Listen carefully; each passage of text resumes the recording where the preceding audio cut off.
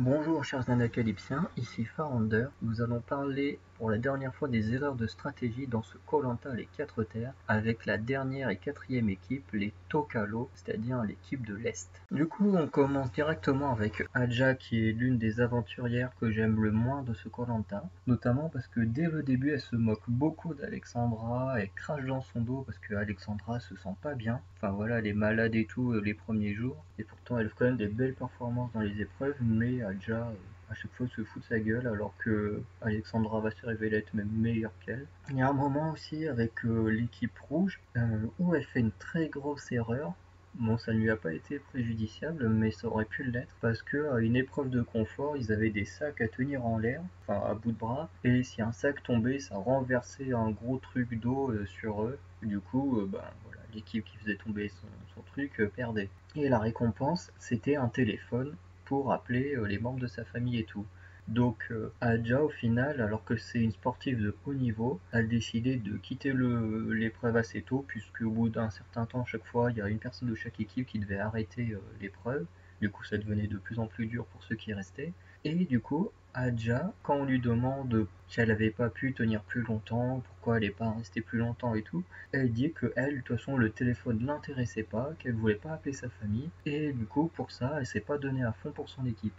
Alors, moi personnellement, je comprends la décision de ne pas vouloir appeler sa famille, parce que si j'étais à koh je refuserais d'appeler ma famille aussi, mais tu peux pas pénaliser toute ton équipe pour ta petite personne. Le problème, c'est que là, il y en a beaucoup qui étaient tristes, qui voulaient absolument appeler leur famille parce qu'ils ont des enfants ou voilà, une femme, un mari et tout ça. Et je sais que beaucoup ont été déçus du comportement de Hadja là-dessus. Et surtout que, si j'ai bonne mémoire, c'est déjà arrivé que des aventuriers se donnent à fond pour leur équipe et qu'au final, une fois avec le téléphone, ils disent bah voilà, moi je veux pas appeler ma famille. De toute façon, Denis va pas forcer les gens à appeler leur famille. Il aurait forcément accepté si elle avait dit bah voilà, moi je veux pas téléphoner, je laisse les autres téléphoner à leur famille et puis voilà, elle était un peu égoïste là-dessus et en soi c'est un petit peu une erreur. De plus, aux ambassadeurs, ce qui peut être une très grosse erreur, mais qui pareil n'a pas été capital pour elle, c'est le fait de dire je vais aller au bas aux ambassadeurs, mais je vais éliminer quelqu'un de mon équipe. Enfin, c'est très très mal joué. Certes, c'est honnête, mais c'est mal joué parce que les autres après ils vont se dire bah si elle nous sauve pas au prochain conseil et que je suis encore là,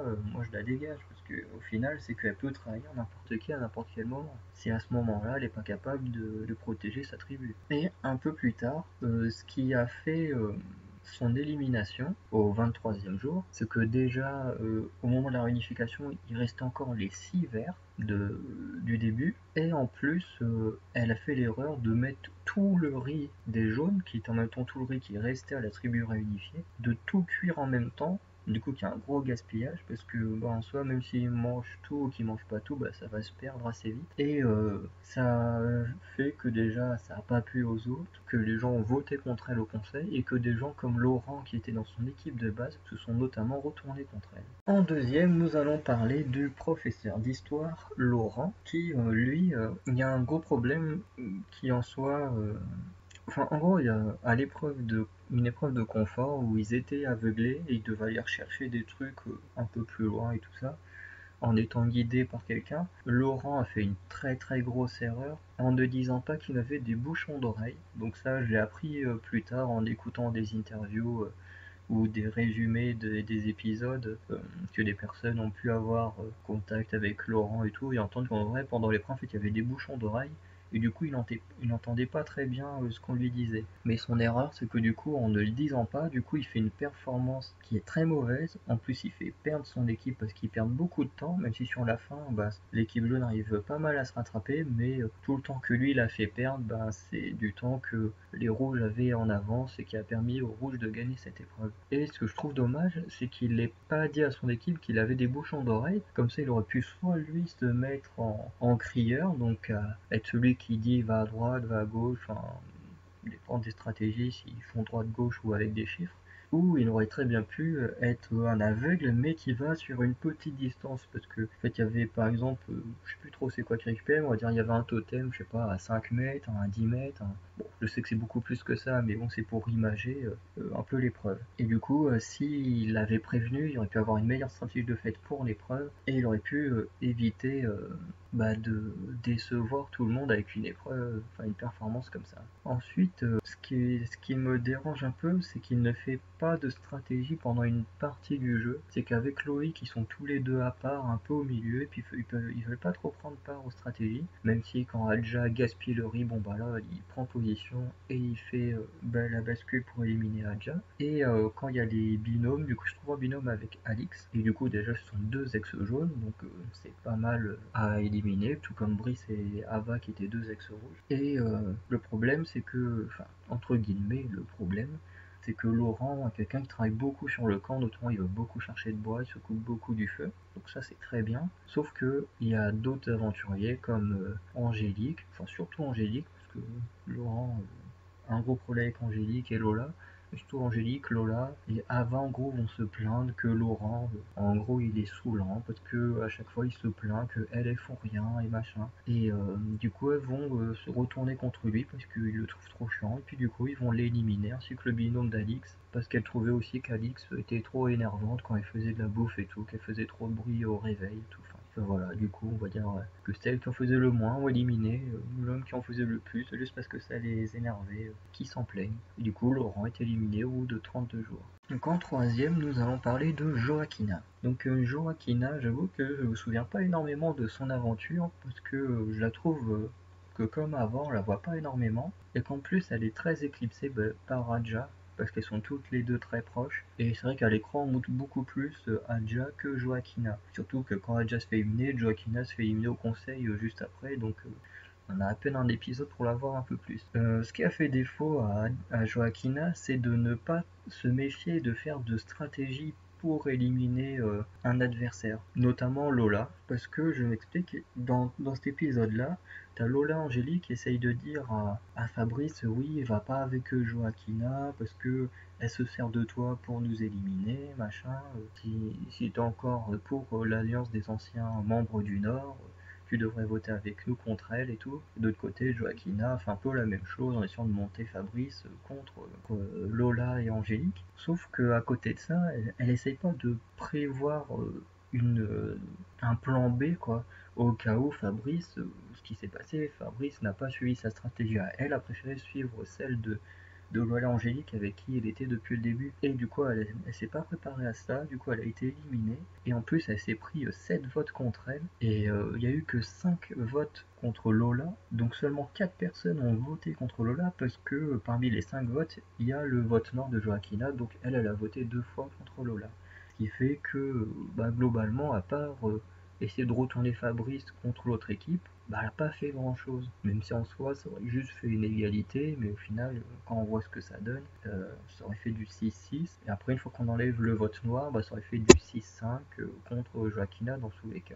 Si elle avait pas essayé de rallier plus de monde à elle, dans tous les cas, elle partait à ce conseil-là. En quatrième, nous allons parler de Loïc, qui a fini troisième de ce Koh-Lanta. Pour moi, Loïc, voilà, parce que je sais que beaucoup l'adorent et tout ça, tout le monde voulait le voir gagner. Moi aussi, je l'apprécie énormément, Loïc. Mais pour moi, ce n'est pas non plus un très grand aventurier. Parce que bon, déjà, il a gagné que 2 épreuves comme Brice. Il se donne autant sur le camp que Brice. Donc au final, je vois pas pourquoi. Bon, c'est sûr que en soi, il est beaucoup plus agréable puisqu'il est tout le temps souriant. Il accepte souvent ses défaites. Sauf qu'au final, Brice, il s'est jamais énervé non plus quand il avait des défaites.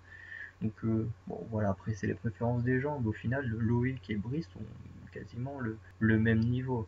Ensuite Loïc, moi ce qui me dérange un peu, c'est qu'il n'a aucune stratégie. Dès qu'ils sont passés en solo, il s'est mis à part avec Laurent et à chaque fois il votait contre quelqu'un qui savait que la personne n'allait pas être en danger. Je fais que je crois une fois il a voté contre Dorian alors que Dorian n'était pas en danger, une fois il a voté contre Pieux. À chaque fois, il vote contre des gens qui ne sont pas en danger, et puis ce qui fait que des gens qui auraient pu être dans sa propre alliance se font éliminer. Enfin voilà, il a quand même vu deux anciens verts se faire éliminer à la suite, alors qu'il aurait pu aller plus loin avec eux, qui était son équipe du départ. Mais lui, il aime pas trop éliminer les autres, alors qu'il est dans un jeu d'élimination, donc c'est un peu bête quoi. Et je pense que Loïc, il aurait pu être ce genre d'aventurier qui vote contre lui-même pour éviter d'éliminer quelqu'un, sauf que bon, on a déjà vu en 2006 ce que ça donne, hein. Il y avait une aventurière qui avait demandé à tous les autres de voter contre elle parce qu'elle était un peu comme Loïc, elle ne voulait pas éliminer les autres.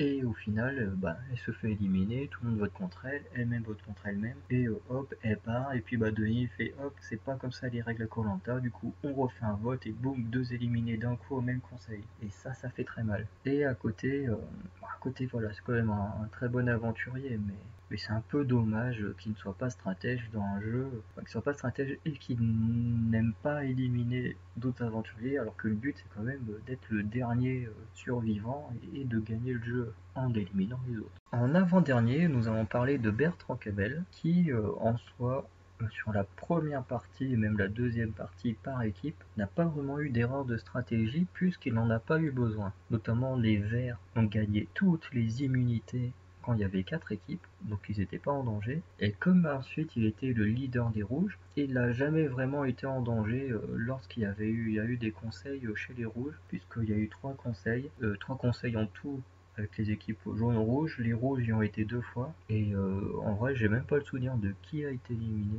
S'il y a Sébastien, je crois, et il y a une autre personne qui a dû être éliminée, mais je m'en souviens pas. Ensuite, son erreur a été lorsque, au moment de réunir les deux équipes, l'équipe rouge et l'équipe jaune, il n'a pas choisi Alexandra dans son équipe, et ça, je trouve que c'est une très très grosse erreur de stratégie, parce que ils ont pu remarquer déjà au début qu'il y avait quand même beaucoup d'épreuves avec des jeux de puzzle où il faut bien réfléchir et tout. Et en plus, ils se sont quand même rendus compte qu'Alexandra était celle qui excellait le plus à ce genre d'épreuve. Donc je ne comprends pas pourquoi ils l'ont pas choisi. Et en soi, bon, c'est pas directement ça qui fait que les rouges ont perdu beaucoup d'épreuves, mais quand même sur 3 conforts et 3 immunités qu'il y a eu à la suite, les rouges en ont gagné qu'un confort et qu'une immunité, qui n'est vraiment pas beaucoup sur 6 épreuves. Parce que pareil, il y a pas mal de jeux de réflexion, et Alexandra c'est la meilleure là-dessus, on l'a tous remarqué,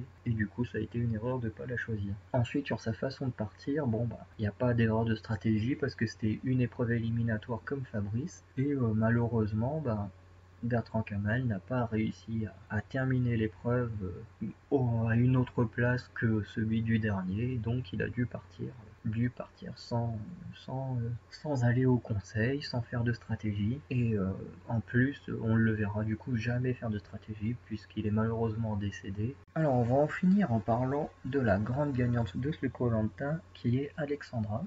Donc même si elle a su bien tirer son épingle du jeu et gagner Koh-Lanta, elle a quand même fait pas mal d'erreurs de stratégie. Déjà au début quand elle était malade, le problème c'est qu'elle le montre beaucoup trop qu'elle était malade. Euh, voilà. Après je sais que c'est une épreuve, un jeu difficile, que en plus voilà les conditions sont difficiles, mais même quand t'es malade c'est pas très bon de trop le montrer parce que tout le monde le dit. S'il y avait eu un conseil chez les Verts, c'est elle qui partait direct parce qu'elle montrait trop qu'elle était faible. Par chance, les Verts ont gagné toutes les immunités, elle s'est pas mal remise sur pied, et du coup elle a fait gagner pas mal d'épreuves. Ensuite, la plus grosse erreur pour moi qu'elle a faite, c'est à l'épreuve des flèches. Parce que je vais dire, tout le reste de son parcours, que ce soit avant cette épreuve, ou même après, le parcours est vraiment très bien.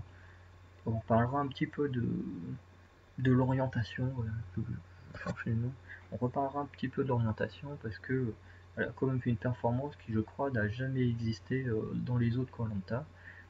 Et ensuite, voilà, elle a fini troisième sur les poteaux, elle a été choisie par Brice, elle a fait un meilleur discours que Brice, et elle a gagné. Mais revenons aux flèches, où cette épreuve, elle était clairement celle qui aurait pu être la meilleure. Et elle a fait n'importe quoi dans les cassages de flèches. Ce qui fait que d'abord, elle a cassé une flèche à Brice, donc ça c'est totalement compréhensible, vu que Brice est dans les stratégies adverses. Donc voilà, moi j'aurais fait pareil, hein, j'aurais éliminé mes adversaires en premier dans une épreuve comme ça. Donc elle casse la flèche à Brice. Ensuite, je crois que c'est Lola qui termine Brice. Enfin non, avant il y a Loïc.